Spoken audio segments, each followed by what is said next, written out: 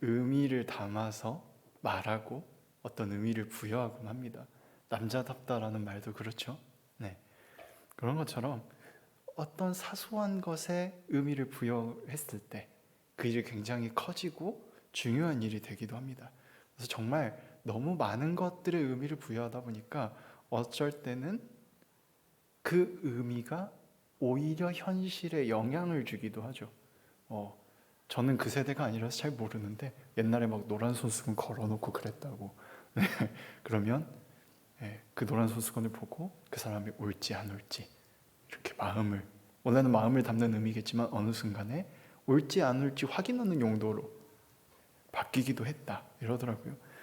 네, 우리만이 아니고 역사 속에서 대대로 수많은 사람들이 의미를 현실에 부여하면서 삶의 에너지도 얻고 때때로는 착각에 빠지기도 하면서 살았습니다. 오늘 읽은 말씀 속에서 혼인잔치의 포도주가 바로 그런 겁니다. 축복의 자리, 이제 막 새로운 가정이 생겨나는 그 자리에 생명을 상징하는 포도주가 나눠지고 먹어지는 것, 그리고 그걸 통해서 취하고 함께 떠들며 즐기고 축복하는 것. 우리가 생각하는 결혼식처럼 한순간에 딱 하고 끝나지 않았고요. 며칠씩, 길면 일주일 내내 하기도 했답니다. 원 없이 축복하는 겁니다. 함께 웃고 떠들고 하면서, 함께 포도주 마시고 웃고 떠들고 하면서 축복하는 건데, 오늘 읽은 말씀 속에서 무슨 일이 벌어집니까? 포도주가 떨어졌어요. 축복을 해주고 같이 웃고 떠들어야 되는데 포도주가 떨어진 겁니다. 예수님과 이제 막 만든 제자들, 이제 몇 명 불러 모아서 생긴 제자들과 예수님의 어머니 마리아도 거기에 초청받아서 갔습니다. 보면서 예수님의 어머니 마리아가 예수님께 말합니다. 아직 어떤 사역을 한 건 아니었고 선생으로서 제자들 몇 명이 생겼을 뿐입니다. 어머니가 아들에게 하는 말이죠. 포도주가 다 떨어졌다. 야, 포도주가 다 떨어졌대. 우리는 너무 예수님이다 이렇게 보거든요. 자꾸 성경을. 보세요. 어머니와 아들의 대화로 생각해 봅시다. 잔치자리에 갔어요. 그래도 아는 사이니까 초청받아 갔겠죠. 갔는데 포도주가 떨어진 걸 어머니가 알게 됐습니다. 염려가 되잖아요. 당연히 아들에게 가가지고 야, 포도주 떨어졌대. 어떡하지 이거? 어떻게 이거? 이렇게 말을 한 거죠. 그런데 예수님의 반응이 어이가 없는 겁니다. 오히려 어머니가 충분히 아들에게 말할 수 있잖아요. 어머니가 아들에게 포도주가 떨어졌어 라고 말할 수 있는데 예수님이 갑자기 화를 내면서 이렇게 말합니다. 여자여, 나와 무슨 상관이 있습니까?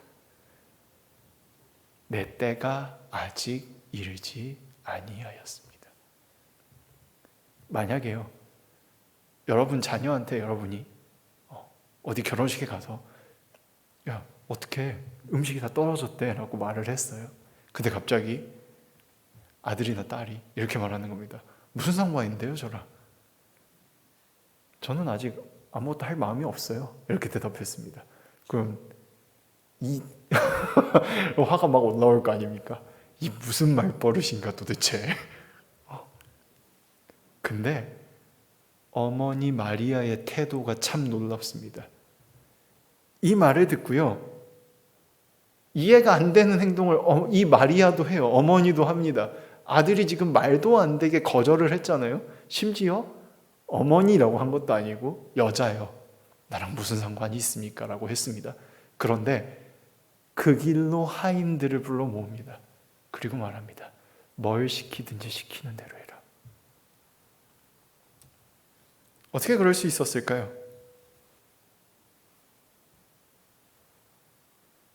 예수님께서요, 이렇게 말했다는 겁니다. 먼저는 밀어내셨죠. 나와 무슨 상관이 있나이까? 라고 밀어냈습니다. 그리고 나서 뭐라고 말해요? 내 때가 아직 아닙니다. 어머니로서 아들에게 야, 큰일 났어. 포도주가 다 떨어졌대라고 말했더니 예수님이 한 말을 곰곰이 생각해 보면 뭐예요? 뭔가 할 수 있어요. 뭔가 할 수 있어. 그럼 왜 어머니를 밀어냈을까요? 나랑 무슨 상관이 있냐고. 할 수 있는데 아직 하면 안 돼. 하면 안 되는데 어머니가 부탁하면 또 몰라. 그러니까 나랑 무슨 상관입니까? 라고 말한 겁니다. 어머니 마리아가 그 짧은 말 속에서 다 눈치챘습니다. 이 아들이 할 수 있구나. 내가 부탁하면 해주겠구나. 그래서 이렇게 과민한 반응을 보이는구나. 그래서 해줘라고 부탁하거나 떼쓰지 않고 해줄 수밖에 없는 상황을 만들어 버립니다. 하인들을 불러 모아요. 그리고 시키는 대로 하라고 아들에게 보냅니다. 아들에게 간 하인들이 뭘 시키나 멀뚱멀뚱 쳐다보니까 거기 있던 정결례를 따르는 돌 항아리 6에 물을 채우라고 말합니다. 하인들이 아무 대꾸도 없이 열심히 물을 채웁니다. 가득 채웠어요. 그리고 가득 채우고 나서 다시 앞에 서니까 하는 말이 이제 떠서 연회장에게 갖다 주라고 합니다. 가져다 주는 사이에 어느샌가 물이 포도주가 되어 있습니다. 아들이 할 수 있음을 깨닫고 부탁하면 해줄 거라는 걸 안 어머니 마리아, 이 마리아의 대단한 지혜도 놀랍지만요, 시키는 대로 한 하인들의 믿음은 더 놀랍습니다. 정결례를 따르는 항아리입니다. 정결 예식을 위한 항아리예요. 율법에 따라서 집에 들어왔을 때 발을 씻고요, 음식을 먹기 전에 손을 씻기 위한 물을 담는 항아리입니다. 사람의 더러움을 씻어내는 항아리예요. 먹을 물이 아닙니다. 율법에 따르는 물인 거죠. 채우라고 했습니다. 포도주가 필요한 상황이죠. 다 알고 있습니다, 하인들도. 그런데 물을 채우라고 합니다.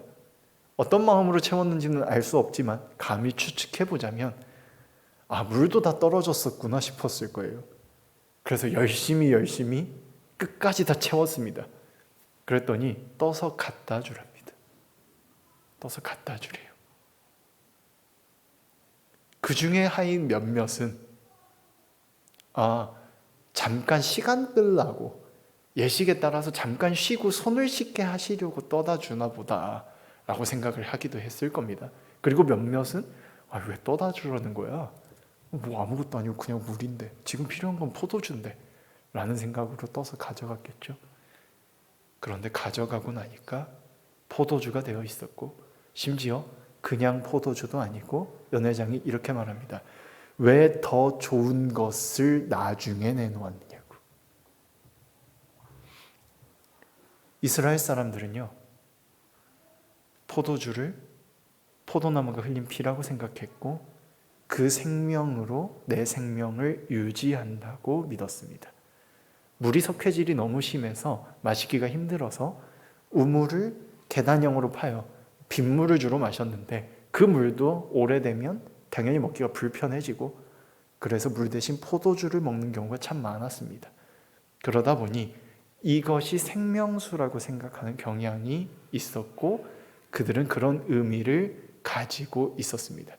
우리 주님도 그래서 떡을 떼시고 포도주를 따르시며 이렇게 말씀하시죠. 이건 내 몸이고 이건 내 피다라고. 그들에게 있어서 그것은 진짜로 피입니다. 생명을 살려내는, 내 생명을 있게 하는 생명수예요. 그런데 지금 하인들의 눈앞에서 놀라운 일이 벌어졌습니다.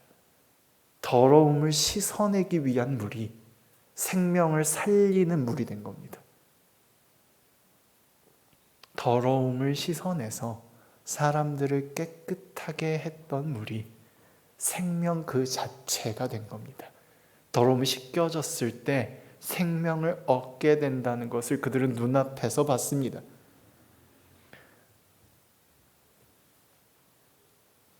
하인들 입장에서 생각을 해봅시다.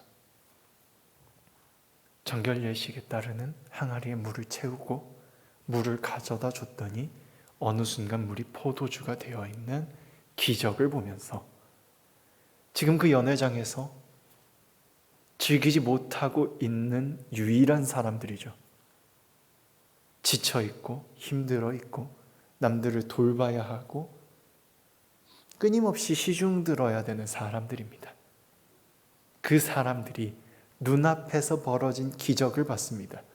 율법에 따르는 물이 누군가를 깨끗하게 하기 위한 물이 그들에게는요 정죄하기 위한 물이었을 겁니다.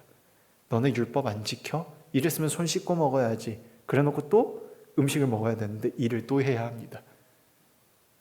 그들에게 있어서는요 그 물은요 깨끗하게 하는 물이지만 동시에 자신들을 더럽게 만드는 물입니다. 그런데 그 힘들고 원망스럽지만 거룩한 물이 생명 그 자체로 바뀌는 걸 눈앞에서 봤습니다. 아무것도 즐기지 못하고 소외되어 있던 그들이, 누군가를 시중드는 역할에 있던 그들이 눈앞에서 율법이 생명으로 바뀌는 걸 본 겁니다. 그들에게 일어난 이 기적은 단순히 물이 포도주가 되는 기적이 아닙니다.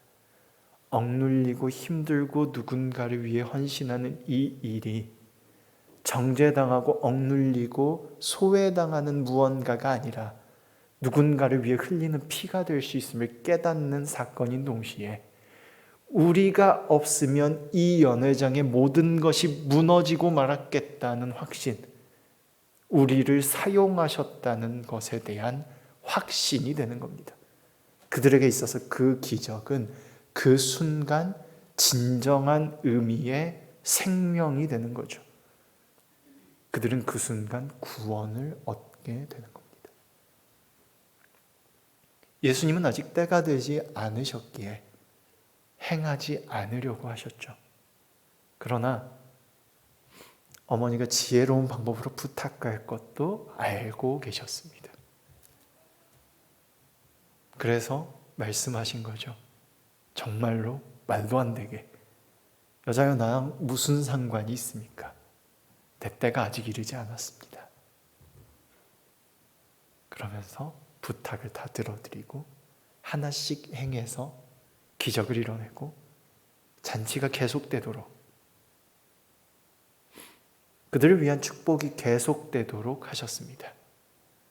그리고 더불어서 그 자리에 있던 하인들, 소외되고 힘들고 고통당하던 하인들을 구원하셨습니다. 그들에게 선언한 주님의 구원은 그 자체로 사랑입니다. 모든 것을 이루는 기적이죠. 우리에게도 주님의 기적이 임합니다. 알기 쉽게 임하면 좋겠는데 처음 우리에게 임할 때는 하인들에게 임한 것처럼 도대체 이게 무슨 의미지? 이게 도대체 무슨 뜻인지 싶습니다. 그래서 우리는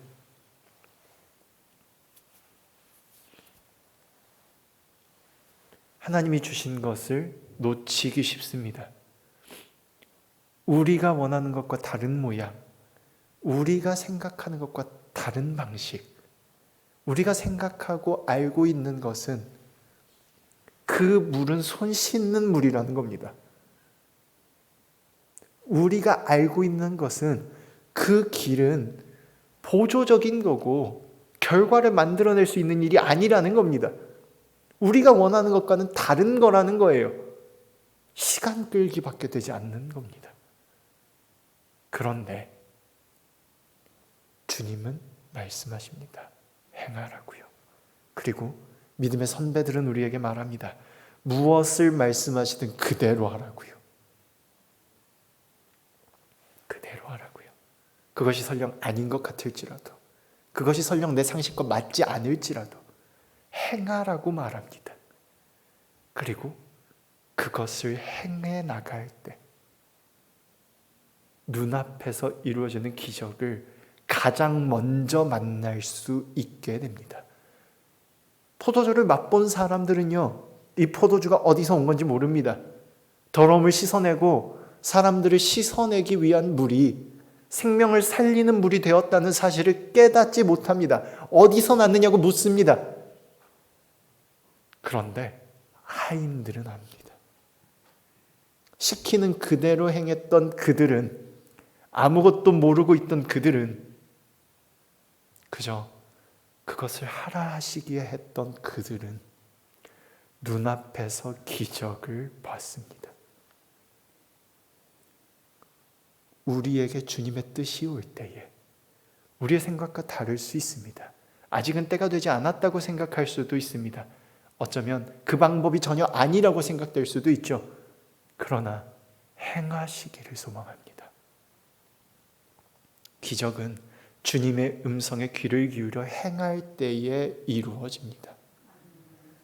주님이 가라 하신 길을 갈 때에 이루어집니다.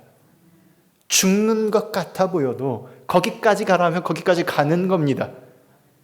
아무리 아닌 것 같을지라도 그렇게 가라고 하면 그 길로 가는 겁니다. 두려울 수도 있고 머뭇거려야 될 수도 있고 아플 수도 있습니다. 받지 않아도 될 고난일 수도 있습니다만 주님이 말씀하신다면 행하시기를 소망합니다. 그 행함 끝에 오는 것은 하인들이 겪은 것과 같은 구원의 소식일 것입니다. 자신들에게 있어서는 상관없던 이야기였던 정결 예식의 물과 포도주가 자신들만 아는 구원의 비밀이 되는 그 순간이 우리에게도 있기를 소망합니다. 아니요, 우리는 이미 겪었음을 확신합니다. 다만 우리는 우리도 모르게 하나님을 그때 그 자리에 그대로 놓아두고 있을 때가 많습니다. 과거의 그때의 만남, 그 감격에 취해서 바로 그런 하나님만을 다시 만나려고 노력하곤 합니다. 과거의 몇몇 신학자들은 이렇게 말했습니다. 하나님을 박제시키지 말라고. 우리의 신앙이 깊어질수록 자꾸만 더 하나님을 놓치고 멀어지는 것 같은 이유는 바로 거기 있습니다. 간절함이 더 심해질수록 하나님이 자꾸만 멀어지는 것처럼 느껴지는 이유가 바로 거기 있습니다.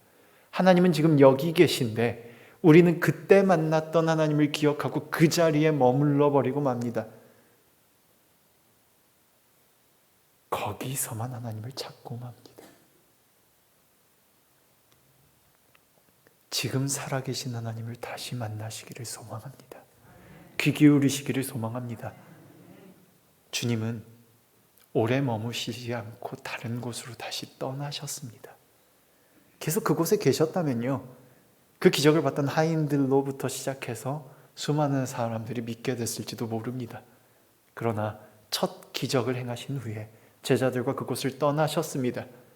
그리고 다른 곳에서 다시 시작하십니다.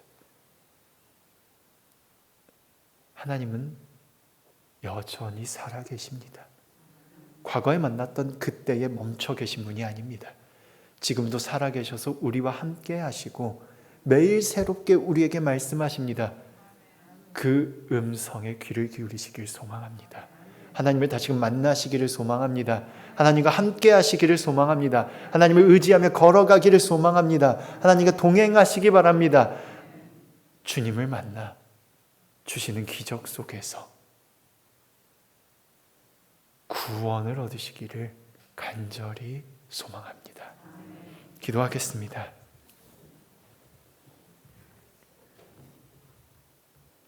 우리를 불러주시고 우리에게 길을 가르쳐 주신 하나님 감사합니다. 주님의 음성을 듣습니다. 주님의 음성에 귀를 기울입니다. 때때로 우리 생각과 다를지라도 이제 행하기 원합니다. 도와주시옵소서. 행하고자 하오니 용기를 주시옵소서. 함께하여 주시옵소서. 붙잡아 주시옵소서. 나아가게 하여 주시옵소서. 주님의 사랑 가운데 서게 하여 주시옵소서. 지금 주님의 뜻을 따라가오니 함께하여 주시옵소서. 우리를 사랑하며 인도하시는, 우리의 길을 가르쳐 주시고 구원을 베풀어 주시는 예수님 이름으로 기도합니다. 아멘.